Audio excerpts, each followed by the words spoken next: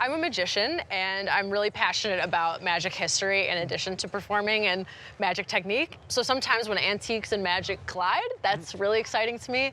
Found this online, and basically a antique store in London that didn't specialize in magic, but just like high-end antiques. They had this head. They acquired it from an artist who acquired it in New York in about the 60s. And they bought it with the understanding that it had belonged to Houdini and it was used in illusions. Based on some research I've done, I think it's actually Harry Kellar, which is where Harry Houdini got his name Harry, because Harry Kellar was like the OG magician and like an idol to Harry Houdini. And Harry Kellar had actually gifted Houdini his props and things like that towards the end of his life.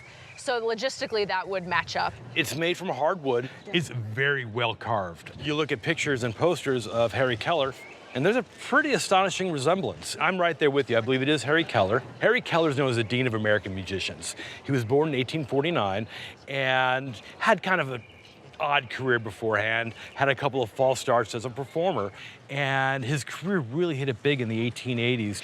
He quickly, over the course of a 40-odd year career, became one of the most important American magicians, period. Previously, a lot of magicians relied on vaudevillian sleight of hand, quick stage acts that you could perform anywhere. He really mastered the art of larger stage shows. For sure. Performing in Brazil and South America and all over the world. And what he did is he relied more, not so much on sleight of hand, but more of larger illusions and mechanical tricks and devices to help him do his performances. And in the magic world, those props are custom made. They can be unique to the ideas and the techniques that magician uses.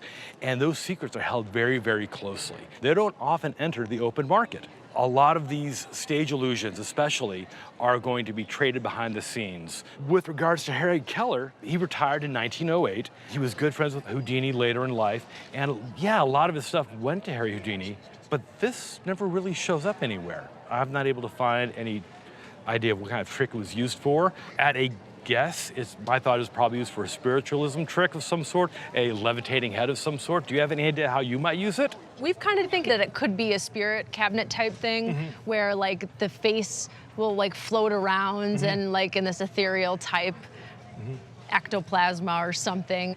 Another interesting little tidbit about Harry Kellar is that all of his props sank in a shipwreck. So we know it's probably not from before that period. It's got to be later, and this is of an older man. It's probably around 1900 or so. In that era, a lot of magicians would build their own props, their own illusions, but this is a very, very skilled carving. And my suspicion is he probably had it commissioned. Do you remember what you paid for this? Yeah, total with shipping and everything from Europe was about $5,000 US. Because of the scarcity of high-end magic props and effects entering the open market, I would not be comfortable putting an auction estimate on it because we don't know what these trade privately for. But I would have no problem putting an insurance estimate of $60,000 to $80,000 on it. Oh yeah, wow. Ha. And I'm sure that there are a few people who would probably pay much more. But again, it's all a secret.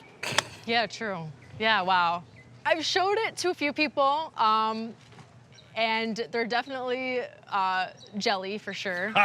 But this is kind of my first time really displaying it openly.